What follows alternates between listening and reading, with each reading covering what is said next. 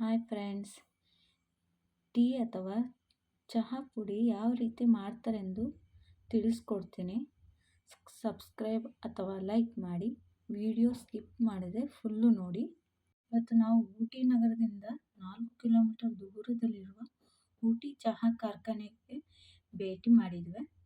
ಇಲ್ಲಿ ಎಲ್ಲನೂ ಚಹಾ ಎಲೆಗಳನ್ನೆಲ್ಲ ಒಣಗಿಸಿ ಮಿಷಿನಲ್ಲೇ ಒಣಗಿಸ್ತಾರೆ ಮತ್ತು ಮಿಷಿನಲ್ಲೇ ಅದು ಕಟ್ ಮಾಡಿ ಯಾವ ಹಂತಕ್ಕೆ ಬೇಕೋ ಆ ರೀತಿಯಲ್ಲೇ ಕಟ್ ಮಾಡಿಕೊಂಡು ಹೊರಗಡೆ ಬಿಡುತ್ತೆ ಮಿಷನ್ನು. ಹಳೆ ಕಾಲದೆಲ್ಲ ಗೊತ್ತಲ್ಲ ಯಾವ ರೀತಿ ಮಾಡ್ತಿದ್ರು ಅಂತ. ಈಗೆಲ್ಲ ಮಿಷನ್ಗಳೆಲ್ಲ ಬಂದಿರೋದ್ರಿಂದ ಮಿಷನ್ನಿಂದನೇ ತಯಾರು ಮಾಡ್ತಾರೆ ಚಹಾ ಪುಡಿ ಎಲ್ಲ. ನಾನಂತೂ ಫಸ್ಟ್ ಟೈಮ್ ಭೇಟಿ ಮಾಡಿದ್ದು, ಯಾಕಂದರೆ ಚಹಾ ಪುಡಿ ಯಾವ ರೀತಿ ಮಾಡ್ತಾರಂತ ನನಗೆ ಗೊತ್ತೇ ಇಲ್ಲ. ಫಸ್ಟ್ ಟೈಮ್ ಭೇಟಿ ಮಾಡಿದಾಗ ನಾನು ಎಲ್ಲ ಮಿಷನ್ನಿಂದನೇ ತಯಾರು ಮಾಡ್ತಾರೆ, ಅವರು ಫುಲ್ಲು ಎಕ್ಸ್ಪ್ಲೇನ್ ಮಾಡ್ತಾರೆ. ಇಲ್ಲಿ ನಮಗೆ ಏಲಕ್ಕಿ ಚಹಾ, ಮಸಾಲೆ ಚಹಾ, ಶುಂಠಿ ಚಹಾ, ಹಸಿರು ಚಹಾ ಇಷ್ಟು ಚಹಾ ಪುಡಿಗಳು ನಮಗೆ ಸಿಗ್ತವೆ. ಇಲ್ಲಿ ಇಷ್ಟು ಚಹಾ ಪುಡಿಗಳಿಂದನೇ ಚಹಾ ತಯಾರು ಮಾಡಿ ಇಟ್ಟಿರ್ತಾರೆ. ನಾವು ಕುಡಿದು ಯಾವುದು ಬೇಕೋ ನಮಗೆ ಟೇಸ್ಟ್ ಯಾವುದು ಚೆನ್ನಾಗಿರುತ್ತೋ ಅದನ್ನು ನಾವು ಪರ್ಚೇಸ್ ಮಾಡ್ಬೋದು. ನಾವಂತೂ ಏಲಕ್ಕಿ ಚಹಾ ಪುಡಿ ಪರ್ಚೇಸ್ ಮಾಡಿದ್ವಿ. 500 ಗ್ರಾಮಿಗೆ 800 ರುಪೀಸ್ ಕೊಟ್ವಿ. ತುಂಬಾ ಕಾಸ್ಟ್ ಇತ್ತು. CTC Black Tea. This tea came into existence after the year 1930 and was first started in Assam. The tea became popular throughout all the tea brewing company states shortly. CTC means crush, tear and curd.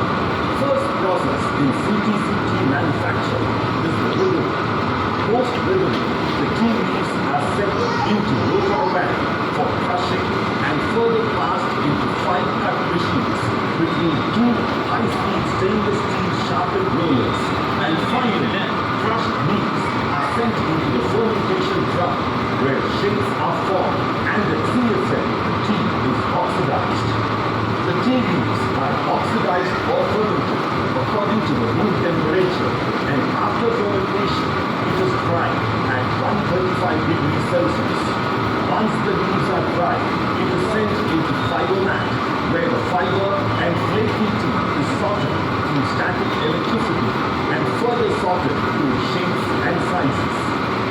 Finally, they are packed into an airtight container to maintain goodness of the tea. ಚಹಾ ಬಗ್ಗೆ ಹಿಸ್ಟ್ರಿನೇ ಹಾಕಿದ್ದೀನಿ. History ಅಂದರೆ ನಾನು ಸ್ವಲ್ಪ photos ಎಲ್ಲ ತೊಗೊಂಡಿದ್ದೆ. Photos ಕೂಡ ಈ ವಿಡಿಯೋಸ್ಗೆ ನಾನು ಅಪ್ಲೋಡ್ ಮಾಡ್ತಿದ್ದೀನಿ. ಯಾಕಂದರೆ ನಾವು ಹೇಳೋದಕ್ಕಿಂತ ಅವರು ಓದ್ಕೊಂಡ್ರೆ ಸ್ವಲ್ಪ ಅಂಡರ್ಸ್ಟ್ಯಾಂಡಿಂಗ್ ಆಗುತ್ತೆ, ಅರ್ಥ ಆಗುತ್ತೆ ಅಂತ ನಾನು ಅಂದ್ಕೊಂಡಿದ್ದೀನಿ. ಓದೋದ್ರಿಂದ ಯಾವ ರೀತಿ ಇದು ಯಾವ ವರ್ಷ ಬಂದಿದ್ದು ಅಂತಲೂ ಅರ್ಥ ಆಗುತ್ತೆ.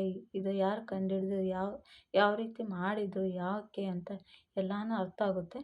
ಪ್ಲೀಸ್ ವಿಡಿಯೋ ಎಲ್ಲೂ ಸ್ಕಿಪ್ ಮಾಡಿದೆ ಫುಲ್ಲು ನೋಡಿ ವಿಡಿಯೋ. ನಾವು ಇಂಥದಕ್ಕೆಲ್ಲ ಭೇಟಿ ಮಾಡಿದಾಗ ಈ ರೀತಿ ಎಲ್ಲ ನಾವು ಫೋಟೋ ತೊಗೊಬೇಕಾಗುತ್ತೆ.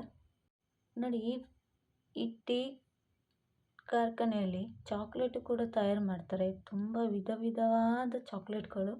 ಅದರ ಕಾಸ್ಟ್ ಮಾತ್ರ ತುಂಬ ಇದೆ, ತೊಗೊಳಕ್ಕಾಗಲ್ಲ, ಅಷ್ಟೊಂದು ಕಾಸ್ಟ್ ಇತ್ತು. ಇದೇ ಚಾಕ್ಲೇಟು ಊಟಿಯಲ್ಲಿ ಹೊರಗಡೆ ತೊಗೊಂಡ್ರೆ ತುಂಬ ಚೀಪ್ ಆ್ಯಂಡ್ ಬೆಸ್ಟಲ್ಲಿ ಚಾಕ್ಲೇಟ್ ಸಿಗ್ತವೆ. ಯಾಕಂದರೆ ಇಲ್ಲೇ ತಯಾರು ಮಾಡಿರೋದ್ರಿಂದ ನಾವು ಇಲ್ಲಿ ಯಾವುದು ತೊಗೊಳಕ್ಕಾಗಲ್ಲ, ಅಷ್ಟೊಂದು ಕಾಸ್ಟಲ್ಲಿ ಮಾರ್ತಾ ಇರ್ತಾರೆ.